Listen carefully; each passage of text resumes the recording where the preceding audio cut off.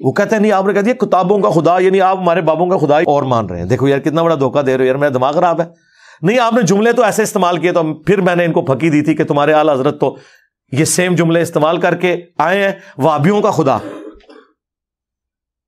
جی اعلی حضرت نے فتاوی رضویہ میں لکھا، اور ان کی ایک کتاب ہے سبحان سبوح، جو انہوں نے وہابیوں کے خلاف لکھی اللہ تعالیٰ کی کوالٹیز کے اعتبار سے.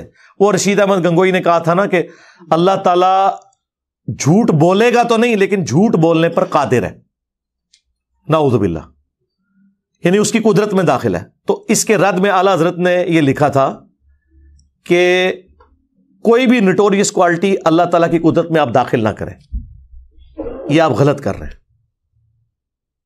اور اس میں انہوں نے اللہ تعالیٰ کی جو صفات ہیں ان کا دفاع کیا تھا.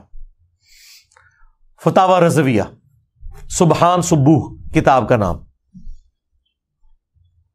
اور اس میں انہوں نے بڑے سخت الفاظ استعمال کیے، اور پھر انہوں نے کہا کہ وہابی تم تو اس خدا کو مانتے ہو، یعنی مراد یہ کہ تمہارے بزرگوں نے جو خدا کی کوالٹیز لکھی ہیں، لیکن یہ انہوں نے نہیں، انہوں نے کہا سیدھا کہا کہ وہابیوں کا خدا جو ہے وہ اپنے پیغمبر سے کشتی لڑتا ہے، وہابیوں کا خدا جو ہے بدکاری کرتا ہے، وہابیوں کا خدا جو ہے وہ پہلوان ہے، اور بڑے بڑے گندے جملے انہوں نے خدا کے بارے میں لکھے. بریلویوں سے جا کے پوچھیں گے تمہارا ابا کیا لکھ کے گیا ہے، وہ کہتے ہیں نہیں نہیں وہ اس سے مراد اللہ کو نہیں لے رہے تھے، تو پھر کیا اہل حدیثوں کا خدا، دیوبندیوں کا خدا کوئی اور ہے؟ کہتے ہیں نہیں وہ ہے، لیکن یہاں کہنے سے مراد یہ ہے کہ تم جن کوالٹیز کے ساتھ اس خدا کو مانے ہوئے ہو وہ تو یہ ہیں. آئے نا داڑ تھلے ہوں.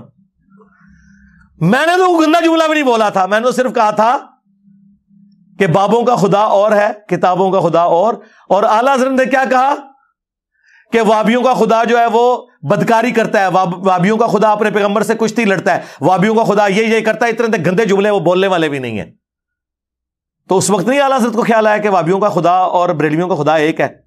وہ کہتے نہیں گویا کہ آئے صدقے میں نے چیلنج کیا ہے کہ اگر اصول اور مبانی آپ ایک جگہ لکھیں، میری کوئی ایک بات بھی قابل گرفت نہیں ہوگی، کیونکہ اس سے زیادہ ورسٹ فارم میں ان کے سارے بزرگ وہ ساری باتیں کر کے گئے ہیں، لیکن ان کی وجہ سے دنیا میں چینج نہیں آئی.